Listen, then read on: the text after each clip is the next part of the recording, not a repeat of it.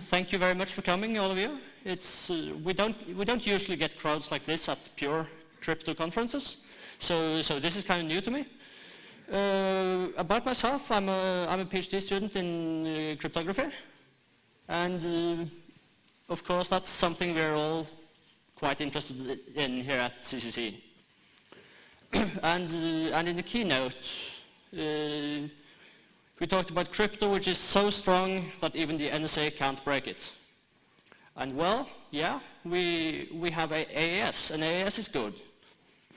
But we also have a lot of talks here at CCC about crypto, which is not so strong that the NSA can't break it. We have MyFair, we have Keylock, we have the whole thing about WEP, which is kind of bad. And so I'm going to talk a little bit about new algorithms for fast encryption. So, because if your crypto sucks, then you don't get any security. Even if you do all the hard part, like making user interfaces and dealing with stupid users, then if your crypto is bad, then your system is not going to be secure. And so I'm going to talk about stream ciphers.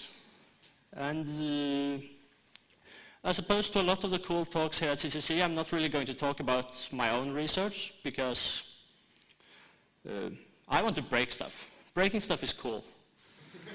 But today I'm going to talk about the ciphers which I and nobody else has been able to break. So in a sense, I'm not talking about my own research, but I'm talking more about the failure of my own research. So if you're familiar with the eStream project, then this is not going to be very much news to you.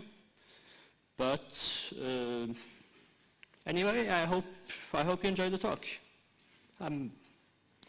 So here's a quick outline of my talk. I'm going to give a very quick introduction to stream ciphers first, and say something about what is it that's being used at the moment. And then I'm going to talk about the eStream project, which has been a research project financed by the European Union to develop and study new stream ciphers. And we're going to have a very quick presentation of each cipher. And so, because there are 7 different ciphers, it's going to be very quick, and so we can't go into all the details, but I'm going to at least give a little bit of an idea of what's going on. And anyway, I'm going to hang around here after the talk, so if anybody has any questions, then just by all means.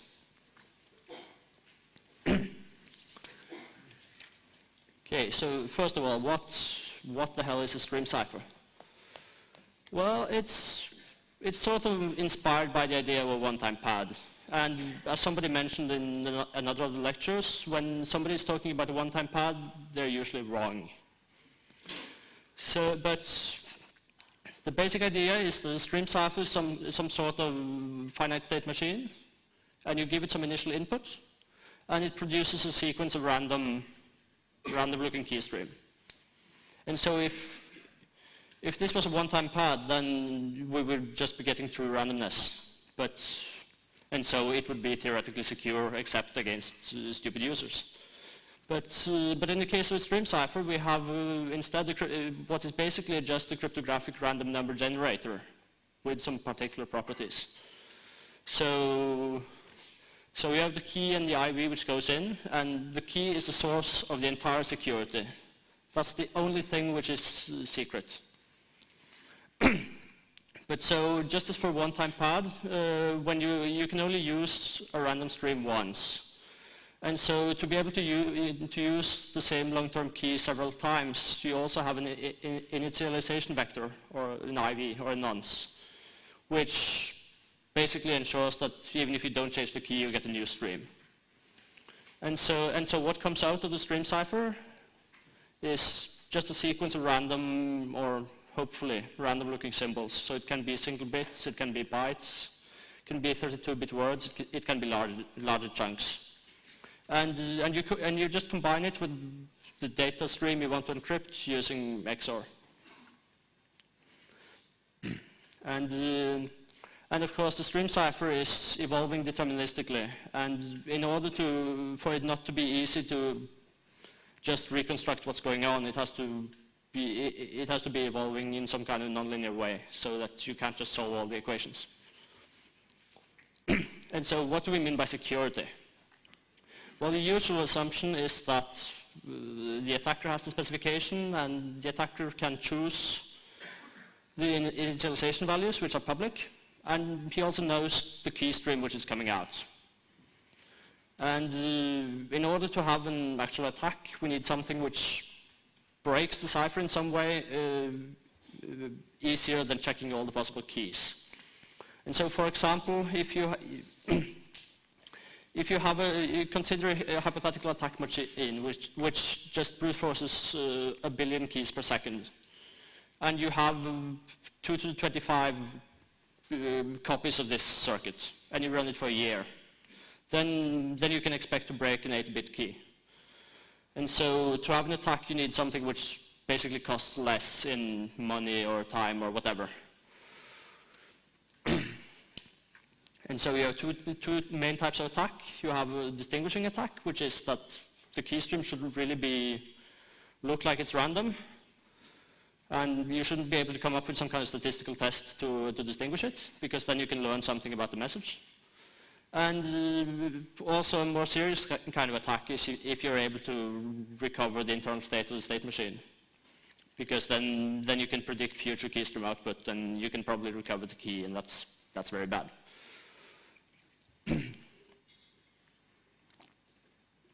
So I'm going to talk a bit about what is being used today, and the main example is RC4, which is it's quite old. It's from the late 80s. It was designed by Ron Rivest, and it's used pretty much everywhere. And RC4 is very nice in the sense that you can implement it in just a few lines of C, and it's very, very, very simple and very, very fast. The problem is that it's, well, by modern standards, you can't really consider it secure.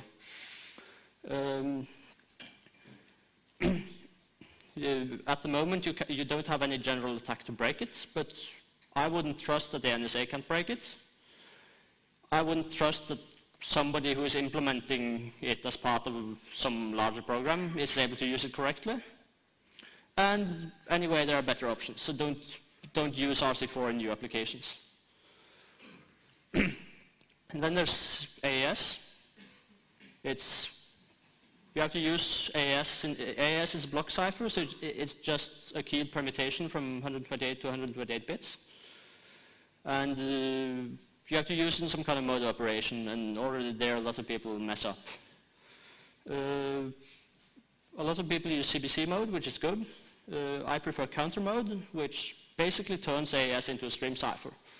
So instead of encrypting the blocks of your message, you just encrypt the counter, and you XOR the output block with your plaintext, and you increase the counter, and you repeat.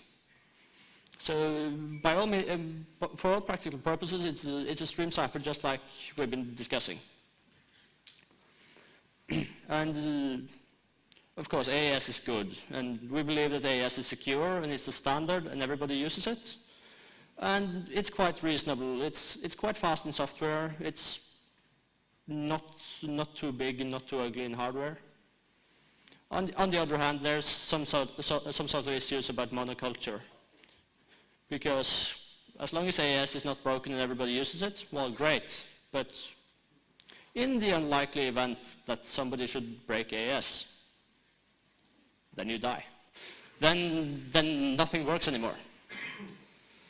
So, and there's also an issue about using AES for everything, because it's very much a general purpose cipher, but if you have some sort of very specific requirement, then maybe it's not perfect. So it's nice to have some options. And what about the rest? Well, there are a lot of bad stream ciphers out there.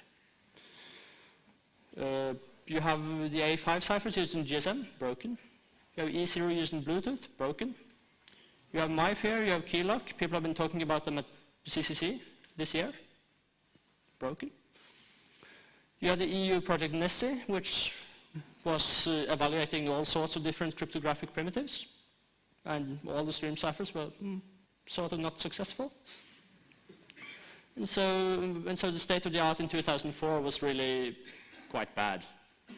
So the best example of a stream cipher in the academic literature in 2004 was probably a cipher which was called the Snow version 2.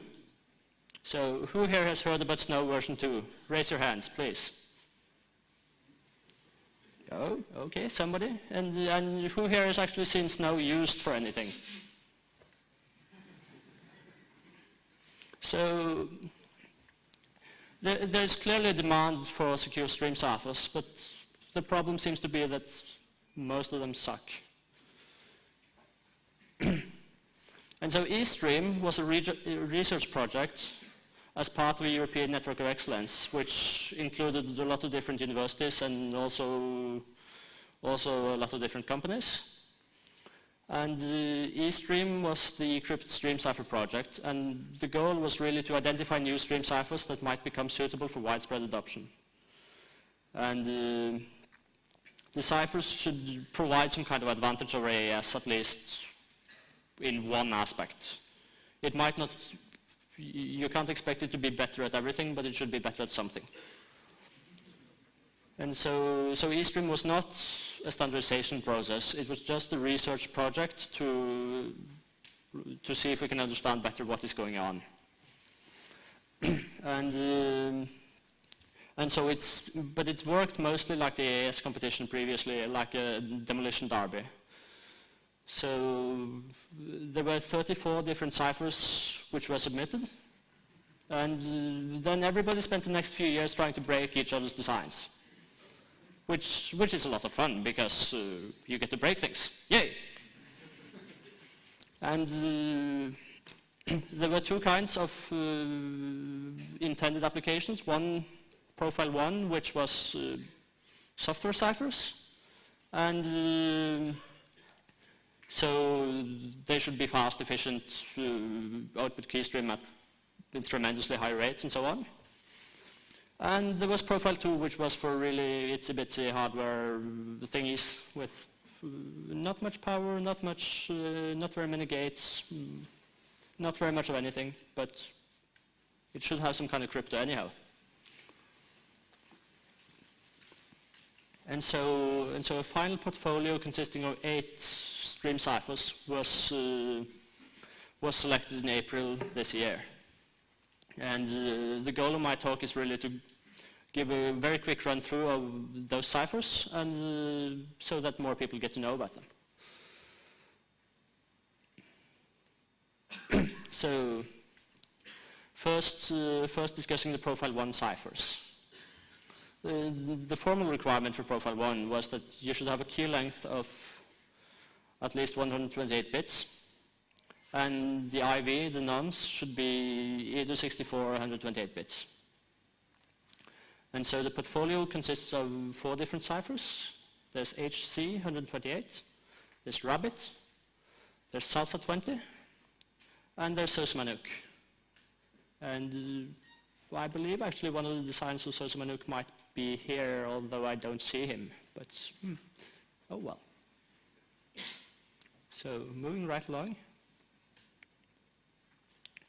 HC 128 is named after the author, Hong Yun Woo. And it's got a 128-bit key length and a 128-bit IV.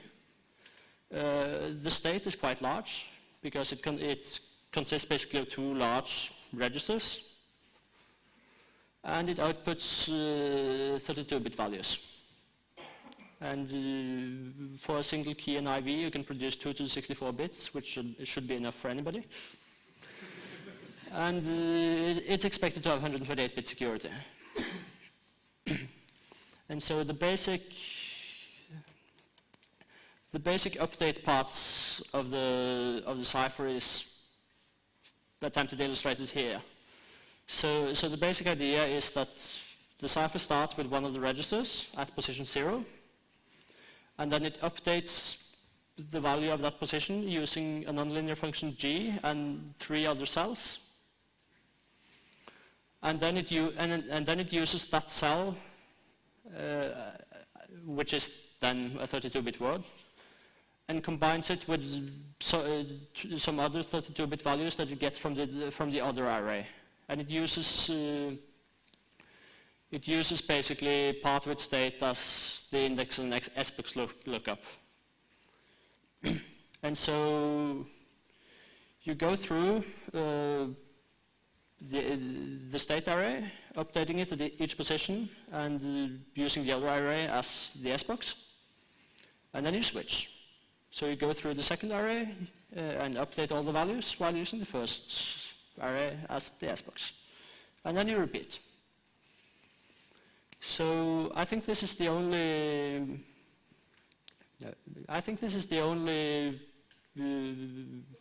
Software cipher which actually uses an SBox. So a surprising thing here is that most of the ciphers are based on sequences of add, XOR, and rotate. And SBoxes don't seem to be used very much, at least not in the profile ciphers. So some notes about HC. It's the eStream cipher that resembles RC4 the most, in the sense that it's based on arrays which are being permuted and updated. And there aren't any known attacks against it.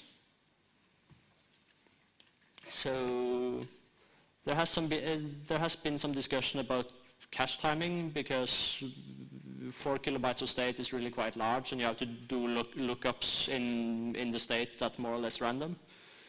And there might be some issues there with things being swapped in and out of cache.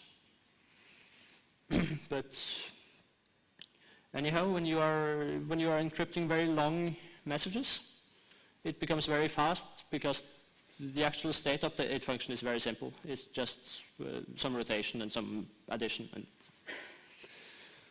But on the other hand, it basically takes ages to fill up 4 kilobytes of state with something which is sufficiently random from just the seed of the key and the IV. So if you're trying to encrypt short packets, then just forget it. But if you want to encrypt huge amounts of data, then HC is pretty good. And so there's also a variant HC256 which supports longer keys.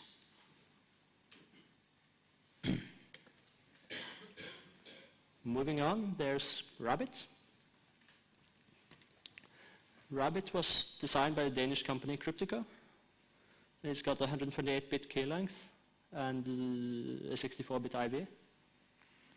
The state consists of, and so the state is much smaller than the HC. It consists of 16 32-bit words, and as well as 1 carry bit. And at each step, you extract 128 bits from that state. And you can extract 2 to the 64 of these blocks for a given key and IV. And the Rabbit looks basically like this. So it's very, very nice and symmetric. So each value of x is updated based on the 2 previous values in the circle, as well as the associated counter. And this is done in a nonlinear way using addition, XOR, rotate. And the counters are being updated, or they're being incremented with some constant value at every step. And also, whenever one of the counters overflow, there's a carry bit which goes into the next counter. And so at each step, you use all the x's to extract the 128-bit block. So each part of that block is essentially the XOR of two of the x's. And so, as you can expect, this is quite fast in software, because it's all based on simple word operations. Rabbit was first published in early 2003, and as it was designed by a private company, it was the only portfolio cipher in eStream which had patent issues, because Cryptico were trying to patent it.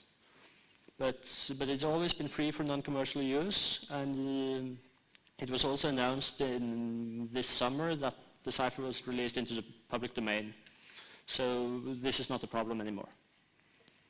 And Rabbit is also I think the Cipher which has come the furthest towards any kind of standardization. It's described in RFC 4503, and it's about the same speed as AES for the short 40 byte packets, but it's very fast in long streams.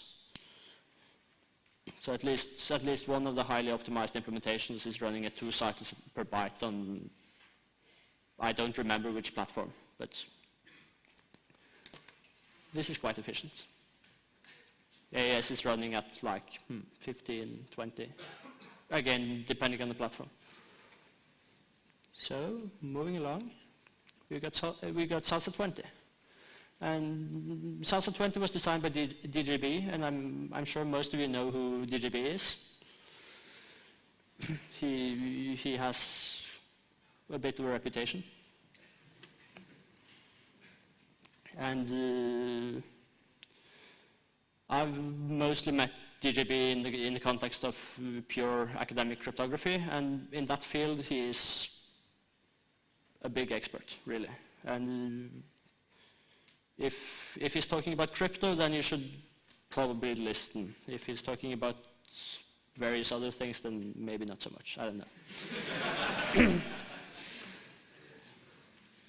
And this also goes for what was said about DNS curve and curve 25519, which curve 25519 is DJB's elliptic curve implementation, and it was published in a research paper a few years back. And from a cryptographic point of view, it's clearly very good.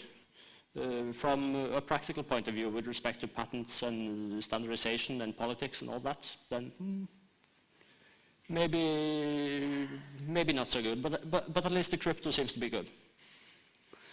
So to go back to Salsa 20, it's got a 256-bit key length, which is huge, and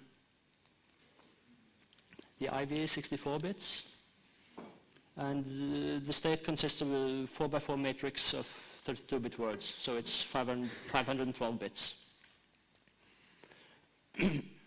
And what is special about Salsa 20 is that whenever it outputs keystream, it actually outputs the entire state. And it's expected to have 256 bits of security. So here's Salsa 20. The basic idea is that you have an operation which is called quarter round, and quarter round takes in 4 input words, and it uses a combination of addition, XOR, rotate to mix them all together. And so to perform 2 rounds of Salsa 20, you first apply quarter round to each of the rows in the matrix with different indexing as indicated by the red. And then you do the same thing for the columns. So that everything is being just smeared together, but first across and then down. And the quarter round function is, as I said, just a simple addition, rotate left, XOR. And what Salsa 20 does is that it does a number of these rounds. Well, first you fill up the matrix with the key, the IV, a block counter, and some predefined constants. And then you run this for a number of rounds, and then you XOR the state that you get with the initial state, and then you output it. And to encrypt the next block, you just increase the block counter and do it all again. And so this is, I think, a very clean and nice design. And you have a lot of tunable parameters like the number of rounds. And so Salsa 20X has X rounds, and the full version which was proposed by DGB had 20 rounds. But seeing that the best attack that we know about is for only 8 rounds, the E stream decided that Salsa 2012 was probably a good compromise. And again, it's slightly faster than AES on short packets, and it's quite fast for long streams. There's also a variation which is called Cha-Cha, which was proposed early this year, and it's basically we think that it's slightly more secure because it modifies the quarter round function in a way that might be slightly better, but again it's highly experimental. So. And finally we have Susmanuk, and Susmanuk apparently means snow snake in the Cree language, and that makes a certain amount of sense as we will see. And it supports a key length of 128 to 256 bits, but the only security guarantee given by the authors is that it should at least give 128 bits of security. The IV is also 128 bits, and the state is very small. It's only 384 bits. And the amount of stream you can generate from a single key in IV, I couldn't find it in the spec, so I don't know. It might be specified somewhere, but I really couldn't find it. And so this is the basic structure of Susmanuk. You have a 320-bit linear feedback shift register, which just cycles, and then you have what they call a state machine down here, which contains 64 bits in R1 and R2, and then everything is linked together and interacts somehow, and the output is fed through the serpent round function. And so, of course, the reason it's called snow snake is because it reuses parts of both snow and the block cipher serpent. And you could probably have some discussion about that, because on one hand, reusing previous components means that people have looked at them before and they aren't completely new and you have some kind of idea what's going on. On the other hand, my personal opinion is that this is kind of a mess, and I think it's quite hard to analyze Susmanuk in a meaningful way because the structure is so complicated and everything is going everywhere. And somebody called it the Franken cipher, because it was basically bolted together of parts of dead ciphers. But and so the best known attack on Susmanuk is about 2 to 224 steps. So you probably shouldn't be using 256-bit keys and expect full security. But it's very far from 2 to the 128. So for 128-bit keys, it should certainly be secure. And the performance is also quite good. So moving on to the hardware ciphers, Profile 2. So Profile 2 is basically crypto for crappy small embedded devices without anything. And 80-bit, the keys should be at least 80 bits, and 80-bit keys is probably good enough for short-term ephemeral secrecy. As I estimated at the beginning of my talk, if you can test 1 billion keys per second and you have 33 million circuits and you run for a year, then you break it. So it's probably good enough. It's certainly better than key lock and all this stuff that people are actually using. And 80 bits is also roughly equivalent to 1024-bit RSA. And the hardware ciphers are mostly bit-oriented, so instead of operating on machine words, they're usually just moving single bits around at a time. And you will also see that you have a lot of shift registers. And we have 3 ciphers, Grain, Mickey, and Trivium. And moving on to Grain, I have no idea where they got the name from.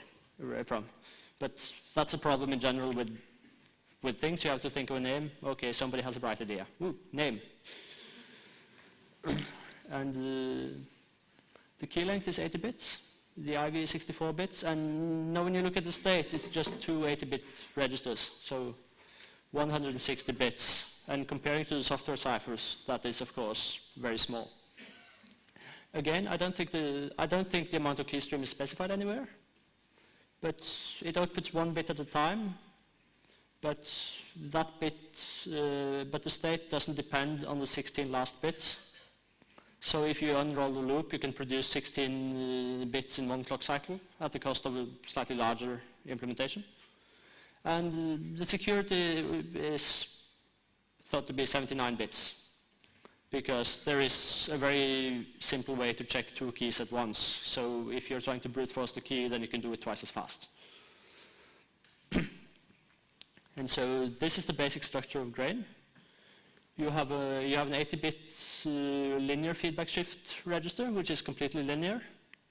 And it produces very statistically nice randomness. But on the other hand, it's linear.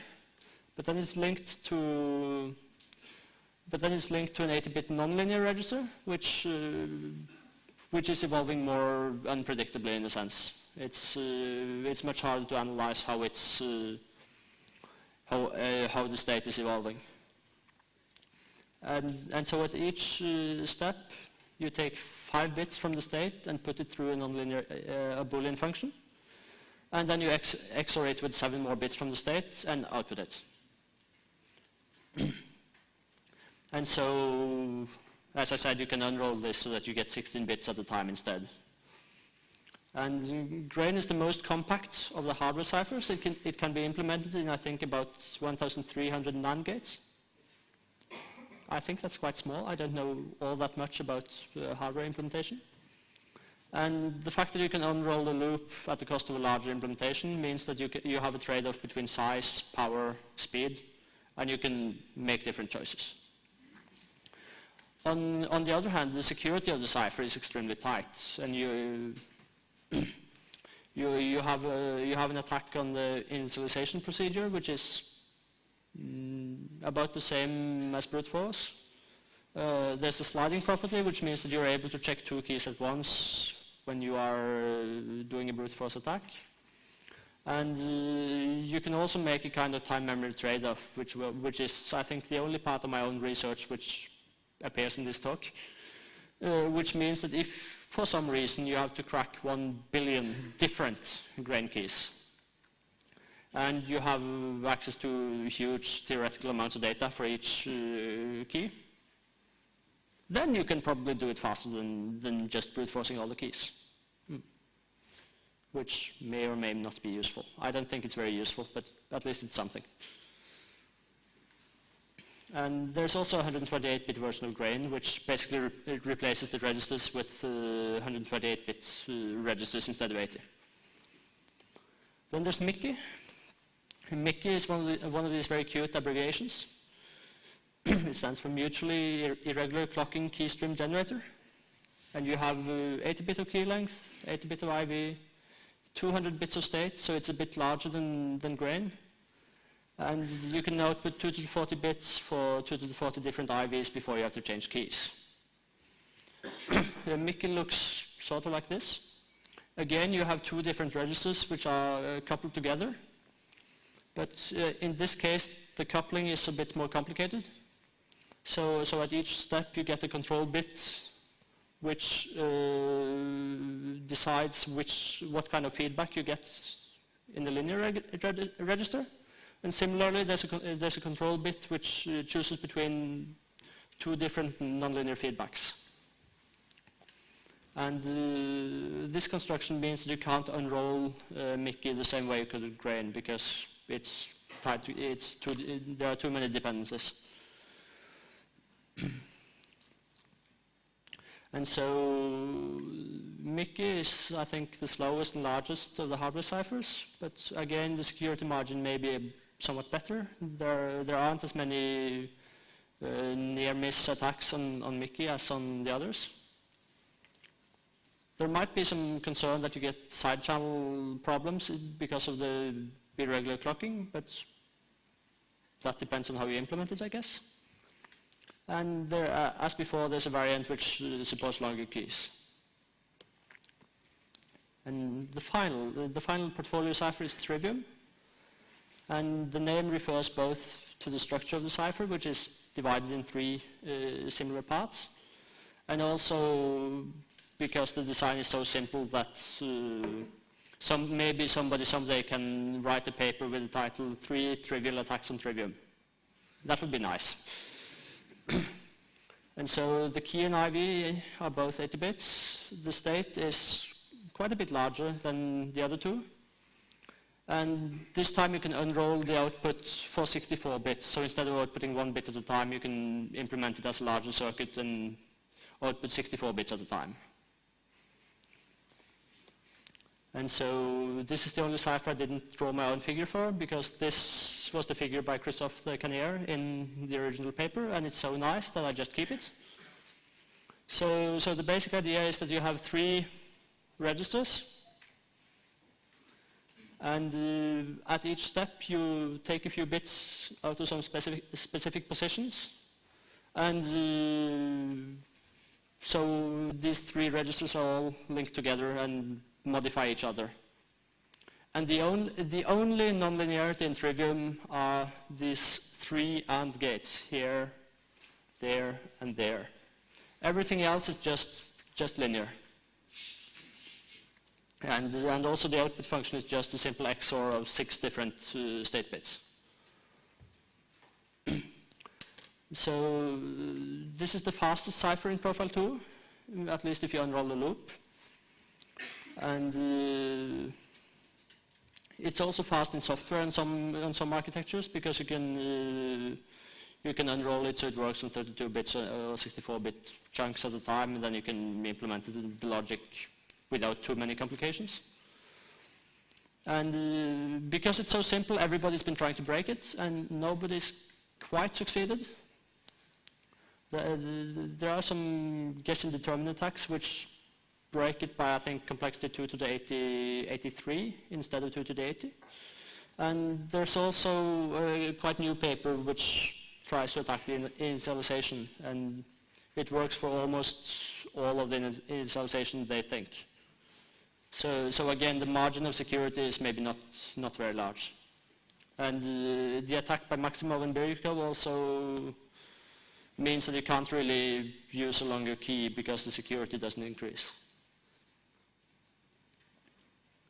And so to the final cipher, because there used to be 4 hardware ciphers, except that somebody broke the last one. And this is sort of the danger of using experimental ciphers. Sometimes they break.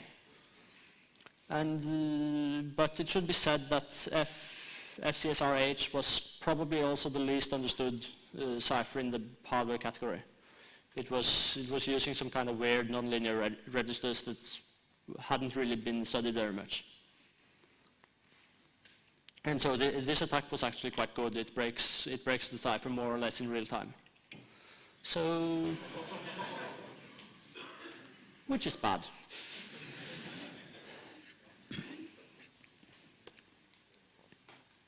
And so there's a question of how much confidence we should have in these new experimental ciphers. And of course it's true that attacks never get worse, they only get better. So the fact that you have, especially in the hardware category, some ciphers where you have some pretty near-miss attacks means that the margin of security is not all that big. And these are also quite new designs, and so AES is a much older cipher, and so there's more reason to believe that it's secure. But and there's a question of new attacks, like cube attacks was invented, or at least made public at Crypto this summer, and nobody's had it on the radar, and we don't know really how it applies yet. So there's a bit of a warning here that this is still quite new. On the other hand, this is the best. The research community has been working on stream ciphers quite focused for the last 4 years. And these are the best ciphers we were able to come up with. So if all of them are broken, then it means that nobody has a clue. How is the time? Oh, plenty. So I'm about to wrap up. And so the next big thing, of course, is the NIST hash function competition. Because NIST wants to find a new hash function standard.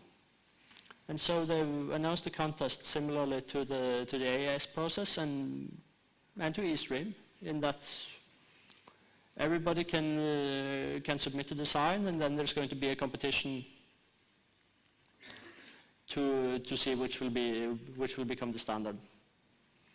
And the way I see it,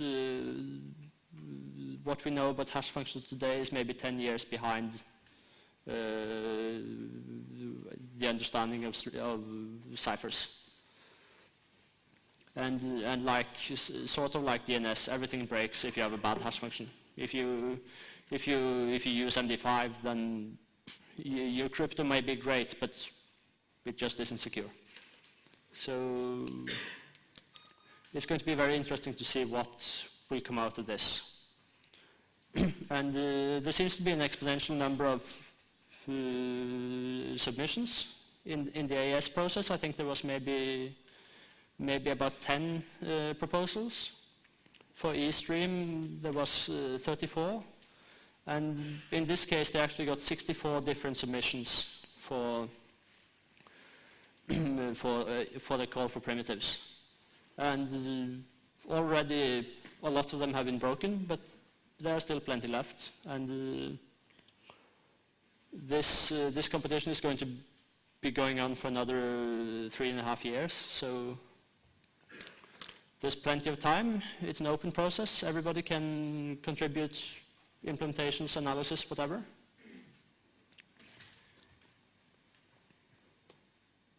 And so here's my summary.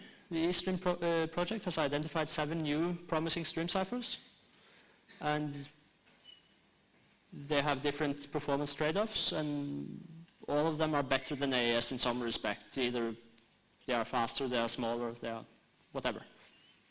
And I think also the results of the eStream process reflects a certain kind of consensus in the academic crypto community.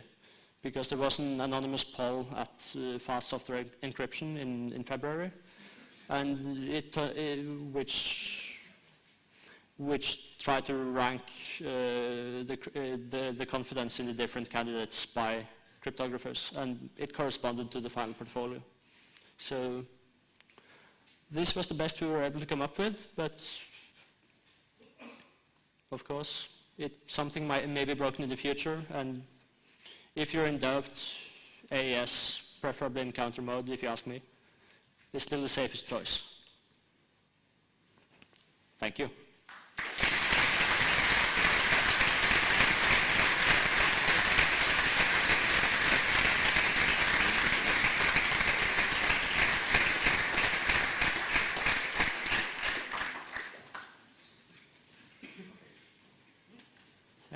Any questions? In the back?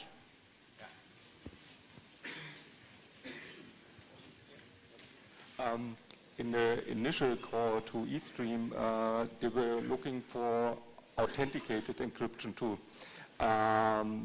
But already in phase 2, nobody of the authenticated stream ciphers survived.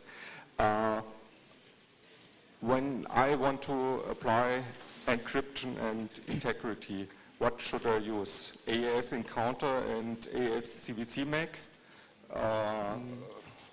a combination with the stream cipher. The main problem is low latency. So encryption is fine, but encryption without integrity doesn't much make sense. Yeah.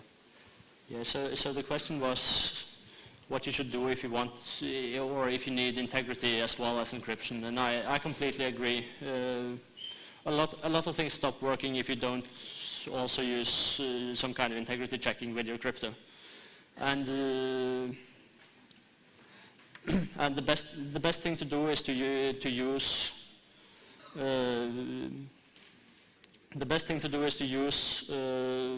some kind of secure encryption mechanism, whether that be AES or one of the stream ciphers or something different, together with the Mac. And there are several secure Mac constructions which can be used, and you should just look at the performance of the different options and pick the one which is the fastest. Any other questions?